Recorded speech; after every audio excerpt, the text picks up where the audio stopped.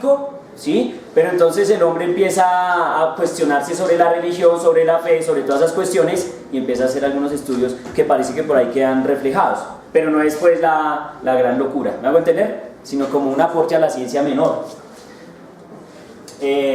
Bueno, y de hecho, yo creo que, bueno, es que hay mucho que contar. Por ejemplo, hay unos criterios filosóficos que surgen en esa época, que surge un criterio en la Edad Media que se llama el criterio de la navaja de Occam. ¿Han oído hablar del criterio de la navaja de Occam? Más o menos en qué consiste el criterio de la navaja de Occam. Como el criterio de la ciencia, es un criterio que usa la ciencia, que es sopesar, digamos, tengo dos teorías, una teoría A y una teoría B. La teoría A fue desarrollada con álgebra de Baldor, página 2. La teoría B fue desarrollada con ecuaciones integrales de un libro ruso y se montaron 30 ecuaciones diferenciales con 20.000 tensores. Pero resulta que las dos teorías dan cuenta del mismo evento físico. Entonces la pregunta es, ¿cuál de las teorías debería ser más aceptada y por qué? Más simple. Exacto, porque la teoría A es más simple, entonces la teoría A deberíamos emplearla. Entonces ahí usamos el criterio de la navaja de Occam, que entre más sencillo sea, pues más pragmático es, más útil es. De ese orden estamos hablando. Bueno, ok. Muy bien, ¿cómo vamos hasta ahí? Se viene lo bueno, obviamente. Se viene lo bueno, que es que cuando la gente se pone a estudiar. ¿Aló? Porque es que resulta que aquí hay una agencia que es bien interesante. El 90% de la población que vive en estas temporadas, ¿qué le pasa? Es analfabeta. La gente en estas temporadas es ¿qué? Analfabeta. La gente solo está dedicada a una cosa. Por eso es que dejen de juzgar la Edad Media. Por la necesidad, por las problemáticas que tenemos, ¿sí? La gente tiene una necesidad y la necesidad es ¿cuál? Pues sobrevivir, comer, cocinar, darle al señor feudal lo que me está ¿qué? Pidiendo. ¿Sí estamos? Entonces miren que es bien importante entonces tener presente eso para no ponernos a juzgar que la Edad Media es un periodo de oscuridad y que allá no pasó nada y que la religión no sé qué. Miren que yo todo lo que he dicho no he mencionado la religión sino una vez. ¿Cuándo? ¿Cuándo mencioné a la religión? En el imperio, ¿sí o no? Claro, cuando estos tipos se viajaron desde acá, pues estamos hablando de estas temporadas, y empezaron a retomar el derecho romano y las ideas cristianas. Antes no. Obviamente, en estas temporadas existe algo que es muy chévere, que eso también me recuerda a un juego que se llama Crusader. Y entonces uno es un caballero cruzado. Y uno va recorriendo diferentes escenarios históricos de las guerras de las cruzadas y va matando gente que da miedo. ¿Cuál es el objetivo de las cruzadas? Establecer el control del cristianismo digamos, en los territorios que estaba impuesto el Islam, por ejemplo, en España. Pero no tanto España, no de manera no se interesaba España. Pero digamos que para poner un ejemplo, o sea, retomar el control. No, pero es que es por eso que te digo que no, es por una razón. Sí quieren retomar control, pero no necesariamente España. Realmente lo que quieren es tomar control de una ciudad muy importante que se llama Jerusalén. Casi todo gira en torno a ¿qué? Al problema de Jerusalén. De hecho, en Assassin's Creed, cuando uno está jugando los juegos, uno termina por allá metido, infiltrado en Jerusalén, dándole piso a unos personajes que no quieren ceder el poder. Es que es como... ¿Ustedes han visto una película que se llama Príncipe de Persia? ¿Sí? Obviamente es ciencia ficción, ¿cierto? Tendría que ver con física, no sé cómo, que hay una daga que hace que el tipo viaje en el tiempo y las arenas del tiempo y bla bla bla bla. Pero entonces resulta que no sé si se dan cuenta que hay unos tipos que se llaman los assassins, que son unos tipos que persiguen al loco y lo tienen presionado y toda la vaina. Entonces parece ser que estas dos sectas, digamos lo que serían los asesinos, que pues tocaría revisar esa historia, sería interesante. Esas son como sectas que se comportan como especie de espías, ¿vamos a entender? Que parece ser que le sirven a ¿qué? A los emperadores, a los reyes, pero gente que hace todo ¿qué? Underground, ¿sí me entienden? O sea, como decir la CIA y el FBI, pero no muy reconocidos, ¿me entienden cómo es? Entonces así pasan ese tipo de circunstancias. Bueno, entonces recuerden que el objetivo de las cruzadas es básicamente ¿qué? Recuperar Tierra Santa. Todo lo que tenga que ver con la Biblia, con los gestos bíblicos, con todas las cuestiones de la Biblia, ellos quieren tenerlo ¿para quién? pues para ellos. De hecho, por eso es que esos territorios aún en la actualidad tienen que conflicto, porque eso es parte de ese proceso. O sea, esos son procesos que uno podría pensar que se acabaron, pero que siempre duran por ahí, que es como una especie de, que diría uno, un pequeño cáncer chiquito que se mantiene ahí todo el tiempo y uno no lo nota porque uno a veces no sabe qué está pasando, y entonces uno dice, ay, la franja de Gaza, ay, pero esa gente sí es violenta, ¿no? Eso es lo que uno dice cuando ve las noticias, ay, esa gente sí es violenta y no se cansan, ay, son muy machistas. ¿Sí lo ves o no? Sí, eso es lo que la gente dice, pero a veces no saben qué infiernos han pasado por allá para llegar hasta donde está la circunstancia. Y obviamente de aquí para allá hay carreta que contar. Entonces, miren, les estaba comentando que... ¿A dónde iba yo? Bueno, les hablé de las cruzadas. Les estaba comentando que se pone chévere porque, miren, por ejemplo, la religión hace algo muy severo. La religión hace algo muy severo. O sea, de lo poco que puede hacer severo la religión, dice, oiga, sí, bueno, resulta que tienen conexión, hay mucho intercambio cultural entre el cristianismo y la religión árabe y los árabes. Entonces resulta que estos tipos empiezan a traer libros de los árabes y empiezan a traducirlos. Entonces en todas las ciudades empiezan a poner, básicamente lo que hacen los monjes en los monasterios es que copiar. Ustedes se acuerdan que Ragnar Lothbrok tiene un amigo que es un monje, que reporta Atelstan. Oiga, ese profesor sí se la pasa viendo televisión. ¿Qué hace este man aquí? No, es que a mí esas cosas me enloquecen. Entonces resulta que Atelstan es un monje, por eso es que yo sé que, miren qué chévere, porque tú no puedes ubicar históricamente más o menos dónde diablos es que está parado, y entonces resulta que Atelstan es un tipo que está en un monasterio y está, ¿qué? Copiando libros. Lo que saben hacer esos tipos es copiar libros, entonces pasan del árabe, que es el idioma dominante, a otro idioma dominante, o lo hacen dominante, porque siempre la humanidad requiere un idioma, ¿qué? Dominante, unificador, siempre lo necesita y siempre lo hace. En ese momento el árabe es el idioma dominante del contexto. Y después estos tipos hacen que el idioma dominante sea el latín. En todas sus traducciones, entonces latín. Y en la actualidad, inglés. ¿Usted no sabe inglés? ¿Qué mal inglés? Bueno, ¿sí lo ven o no? Entonces siempre estamos buscando eso. Obviamente eso es muy importante. Eso genera confort y genera ¿qué? Conexión. O sea, que se hable un mismo idioma es muy importante. ¿Sí? El problema es que siempre estuvo la Torre de Babel. ¿Saben que las lenguas según el cristianismo de dónde salen? De la Torre de Babel, ¿sí o no? De hecho hay un curso de inglés que es hecho por una vaina que se llama Babel. ¿Sí lo han visto? Bueno, porque nada está hecho al azar, vuelvo y digo. Ni siquiera el nombre del instituto que enseña inglés. Bueno, ok. Sí, ¿no? ¿Qué estaba? Esperas porque es que vuelvo y me voy. ¿En qué estaba antes de eso? Que entonces los tipos en los monasterios están haciendo ¿qué? Traducciones y más que traducciones. Y entonces se empieza a recopilar toda la información de la antigüedad. Si queda guardada incluso. O sea, la información de la antigüedad está guardada. Esa información que se perdió en la biblioteca no se pierde al 100. ¿Y por qué no se pierde al 100? Porque los curas, los monjes cristianos, encerrados allá, se ponen ¿a qué? Pues a traducir. ¿A traducir qué? ¿Qué da?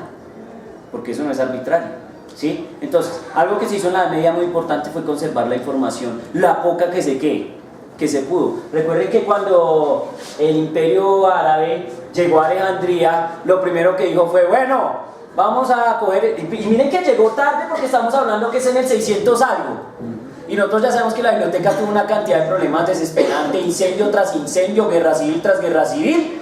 Pero entonces estos manes cuando llegaron al final dijeron, bueno, lo que esté a favor de Alá, pues quemémoslo. ¿Por qué? Porque está a favor de Alá. Y lo que está en contra de Alá, pues quemémoslo más.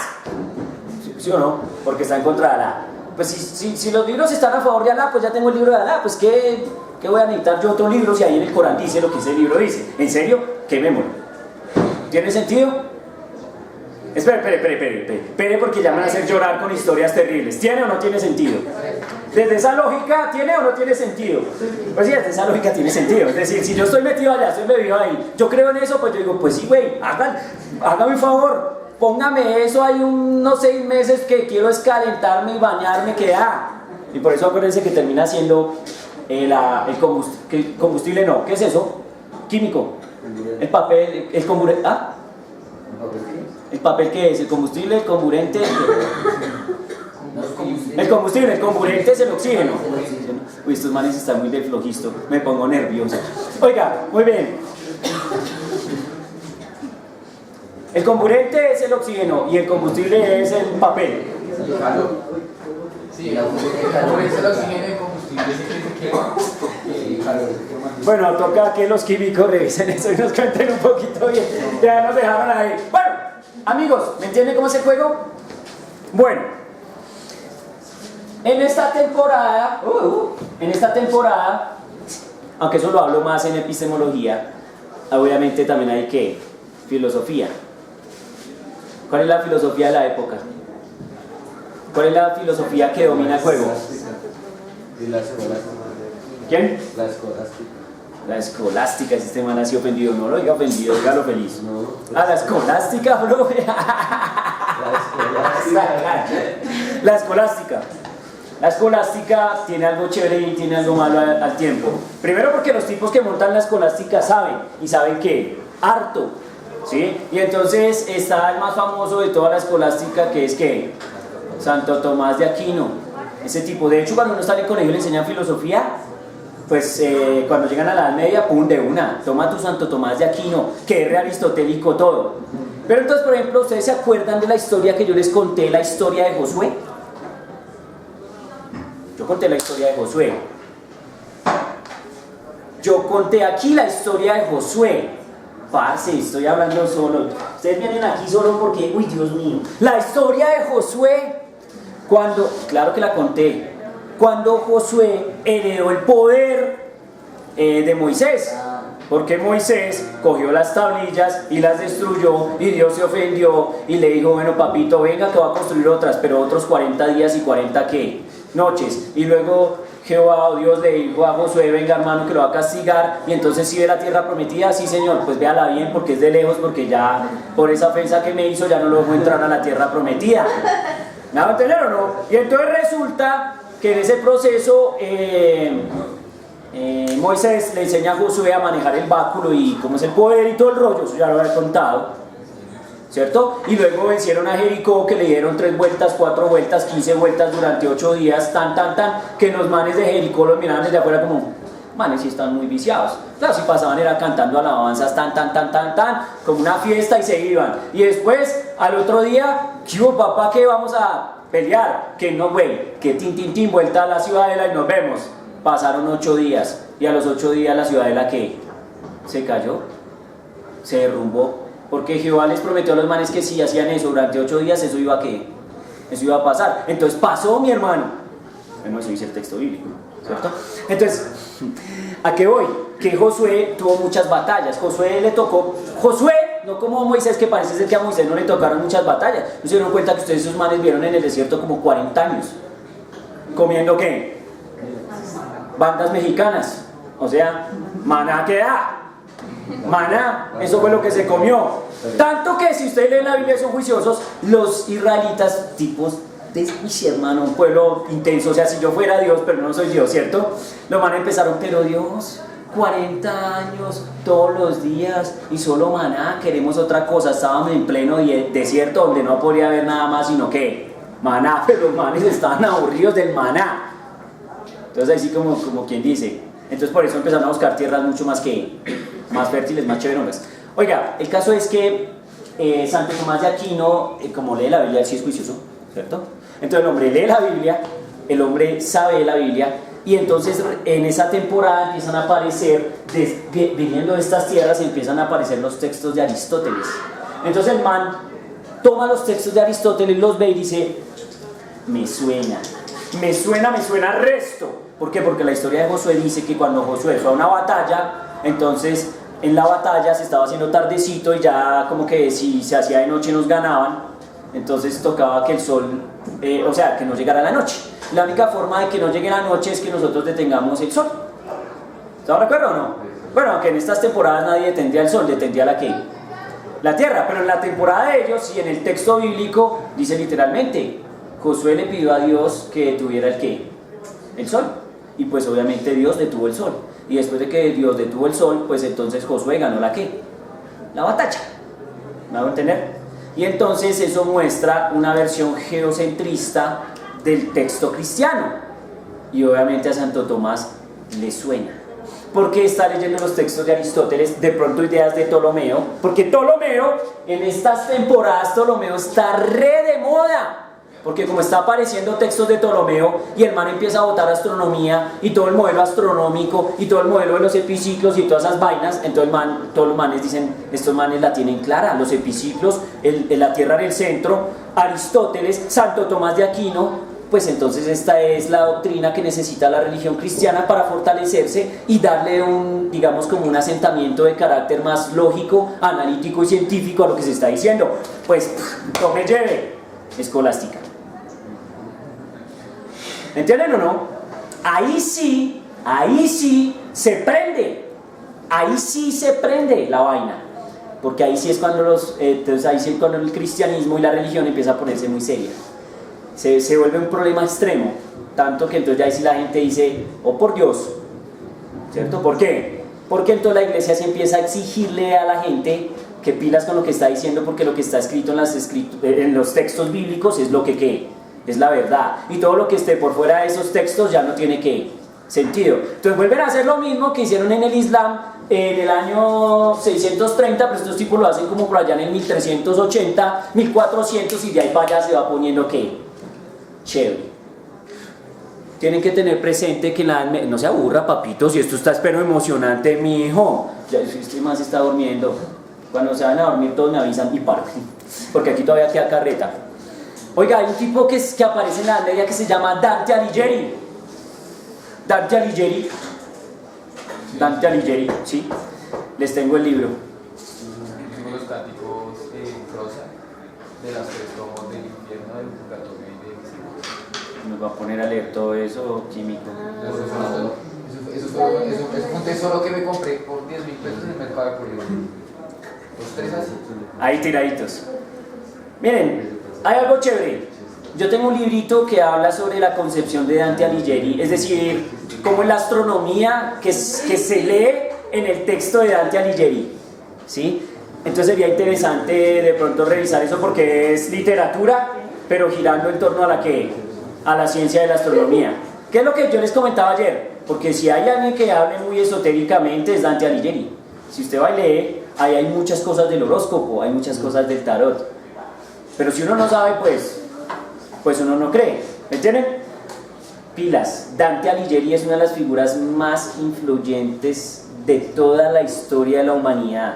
Es más, nosotros en la actualidad todavía pensamos en cosas dantescas, ¿sí? Ustedes tengan presente que si su mamá es católica, si su abuela es católica, es posible, y la probabilidad de ese evento no es cero, es posible que tengan un cuadro en donde estén las benditas almas del purgatorio, con 3 veladoras. Porque eso pues todavía se ve, tranquilos, es completamente respetable, mi hermano. El asunto es que esa idea de purgatorio, más que allá, usted puede buscar en la Biblia el purgatorio, y con 100% de certeza les digo que esa idea en la Biblia 100% no está.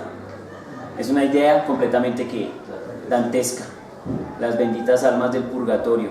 Entonces ya ese es un proceso intermedio que es uno de los textos. De hecho, en esas temporadas es que aparecen los textos que yo les llamaba textos apócrifos, que están por fuera del texto convencional de la Biblia y que la Iglesia Católica los inserta dentro de la Biblia, ¿sí? Por ejemplo, hay un texto que se llama Macabeos. ¿Sí lo han visto? Macabeos es un texto apócrifo. Eso no está dentro de la estructura central de la Biblia. Sí, apócrifo, como que no, pero como sí. Recuerden que la Biblia tiene 2 textos realmente, que son el Antiguo y el Nuevo Testamento, y todo lo que está en la mitad que le insertan ya es un texto apócrifo. Es decir, que fue hecho por tipos que ya no eran San ni que eran los 12 apóstoles, sino otra gente. ¿Entienden? Eso entra ahí. Macabeos. Bueno, muy bien. Oiga, Edad media.